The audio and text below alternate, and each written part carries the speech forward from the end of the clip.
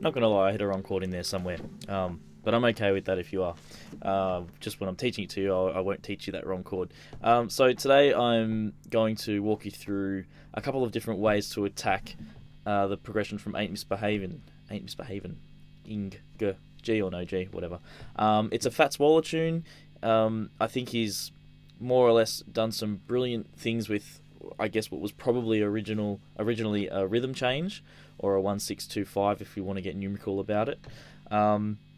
It's quite a challenging progression, and you can do a lot with it. So, as you can see there, that's just a couple of really cool things I've noodled around with over quite a long time actually. It's the fruits of this progression are endless to play around with, like strawberries. Anyway, so without too much thought, the first thing I want to do is just walk you through the progression itself. I'm doing it in the key of F. I think it's sort of more of a singer's key than Fats Waller's, I guess. I don't know what I'm talking about now. Let's just do the progression. So there's F. Alright, now I'm going to walk you really quickly through these, so you may have to loop back and listen to them. Don't complain about it, just focus.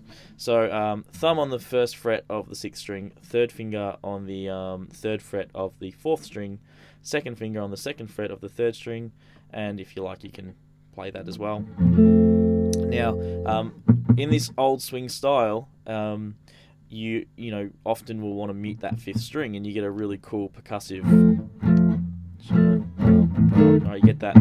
It just fattens up the sound, and it just sounds great. Guys like Eddie Lang and Freddie Green and all those really cool players. That's where you're going to hear that stuff. So there's your F, as I described it. We have an F sharp diminished. Alright, and you'll note the chromatic walk up, which is for me what really makes it. Now that F sharp diminished, second finger on the 2nd fret of the 6th string, first finger on the 1st fret of the 4th string, and third finger on the 2nd fret of the 3rd string. Okay. Then we're playing a G minor 7. Okay. If you don't know these chords, this might not be the tutorial for you, because this is probably more on the advanced side of chord playing.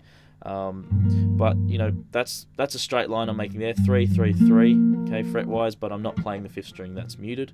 Then we've got this chord here, 3 there on the 6th string at the 6th fret. My first finger there on the 2nd fret of the 4th string, and pinky on the B, which is the 4th fret on the 3rd string. Then we take that shape up one more. So we're playing an E/G sharp there. That's an F more or less. We've just flipped the notes around a little bit. So that's an inversion. That would be the first inversion more or less of an F, and then a voicing without the 5th string in there as well. Okay, so I'll play through that. Then back to that regular F. Then we're going up to a B flat, then a B flat minor. Okay, so that's a B flat dominant 7, or you can play the same voicing as the previous F up here to do your major chord. Same as the minor 7, but the G minor 7, but from the 6th fret. There's your A minor, so just move that shape back. And then by just swapping, see my 3rd finger, if we just grab this F sharp here with our 1st finger, we're playing a D7 now.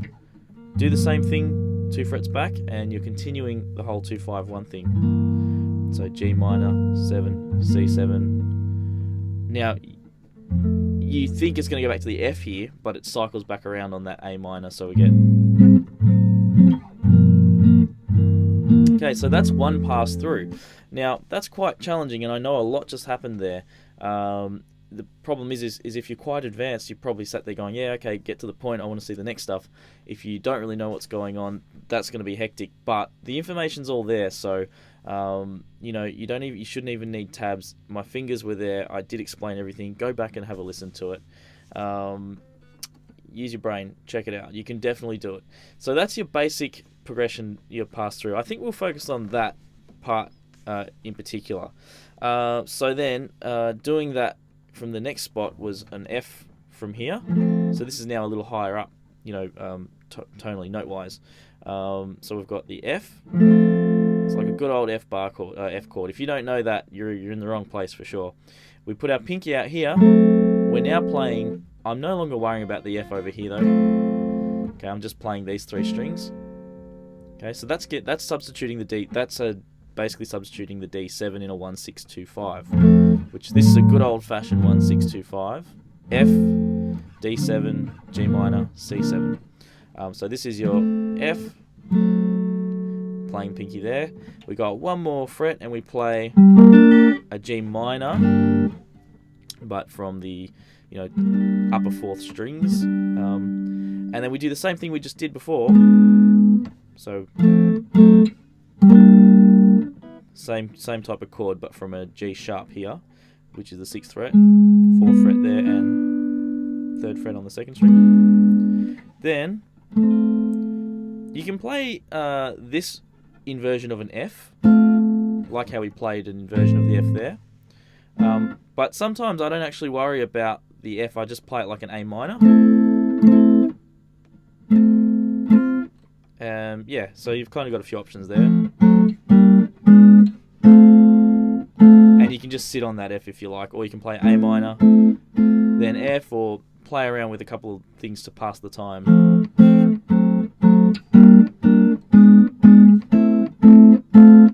Okay, that sounds quite nice actually. I'd recommend doing that. And then go up to a B flat, or we might do a B flat 7, and then B flat minor, minor 9. Okay, so that's barring across there and putting that along there. Then we use that same inversion of the F I talked about before, which goes 3, 1, 2, 1. Oh, hang on, I'm losing track here. So yeah, so F. Now we're going to use these diminished voicings. So think about your D9, for example. So 2, 1, 3, 4. That's the fingers, and frets wise, it's 5, 4 from the 5th string, 5, 4th fret on the 4th string, 5th fret on the 3rd string, and your pinky's on the 5th fret of the 2nd string. Think of your D9.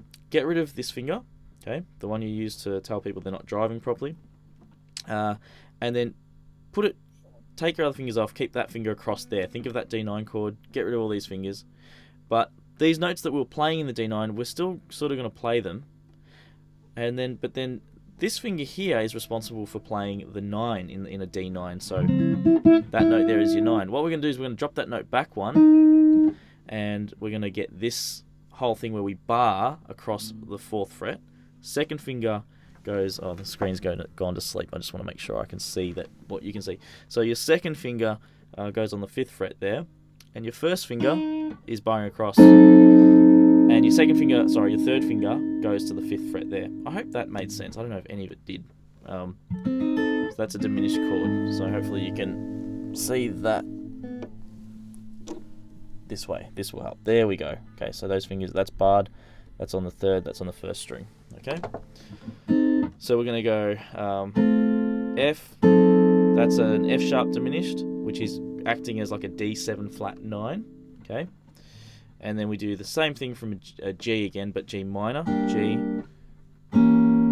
E diminished, acting as a C7, okay, and then we do the A minor, D7, G minor, C7, and that's your next option for comping through that. So the only other thing, so this B section, it's going to take, I don't think we'll worry about the B section today. I think I'll go through the progression once more up at that 8th fret there from the F here now. So F major, okay, and then we've got an F sharp diminished, G minor 7, G sharp diminished.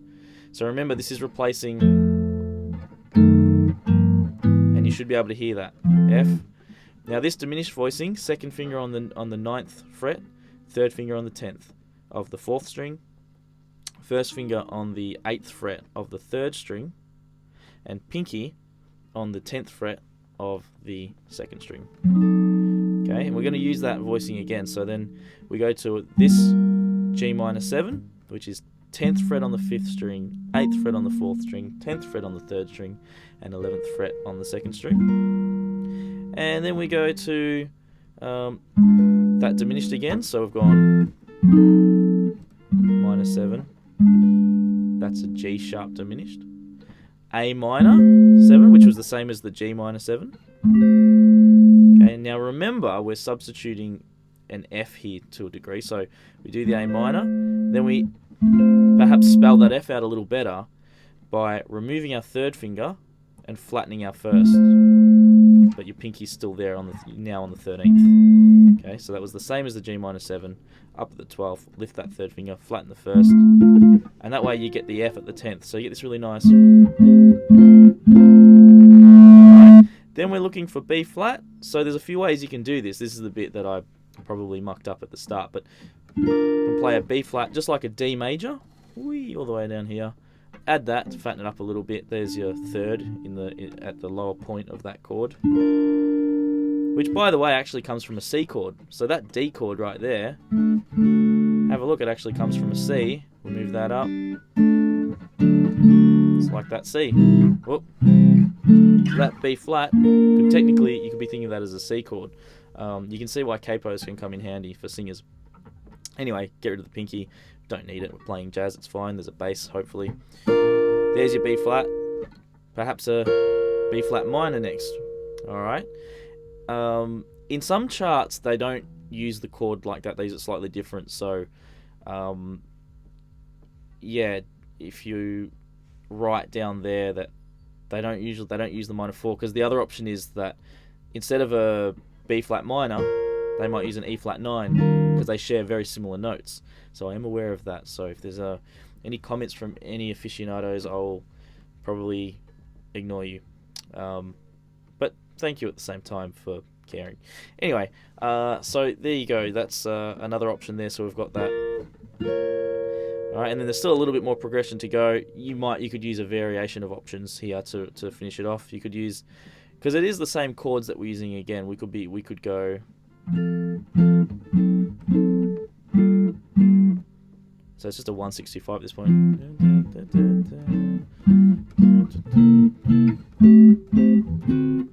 Alright, here's a nice way to sum it up. So that's just from the A minor. This is a D13. 1, 2. So that's 10 and 10 on the 6th string and the 4th string. 3rd finger goes on the 11 on the 3rd string. Pinky on the 12th fret of the 2nd string. And then we do the G minor 7 as we learnt before, and another 13 chord as we just did up at D. And then how about an F6-9? Two second fingers. So let me just tell you the frets. 10th fret on the 5th string, 8th fret on the 5th string, 7th fret on the 4th, 7th fret on the 3rd, and your 3rd finger is taking the 8th fret on the 2nd string. Did I say that right? 8, 7, 7, 8. Probably not, but you get the idea. And then at the very end of the chart, or A section, you get this. Okay, so that's an E flat 9. Okay, alright, I'll tell you what the frets are. 6, 5, 6, 6. Alright, so that's starting from the 5th string. Okay, so there are 3 really solid options of playing through that progression. If you've got questions, fire away.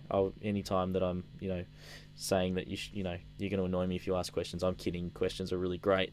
But I'm talking about the trolls as such. So, yeah. Okay. So I'll just play you out with a couple of these ideas.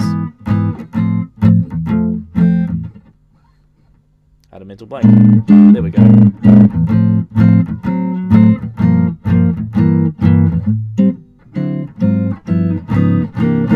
More ideas sneaking through. It's pretty endless. So once you get these foundations down, you can really play with them. And you may have seen that I do have a version of this where I play the melody in there.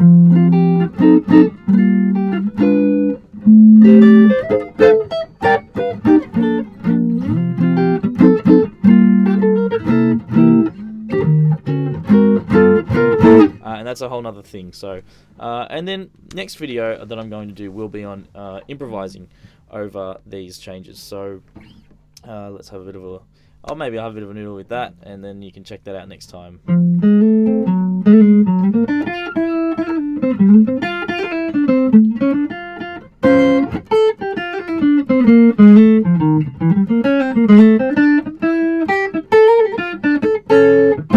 Although after that attempt, you might think twice about trying to learn that idea off me. Anyway, thanks for watching. I hope you enjoyed that, and please, by all means, give me some feedback and let me know what you want more of or less of. It's very hard to try and cater for a broad range of people, but I hope I've done an okay job. Thanks for watching.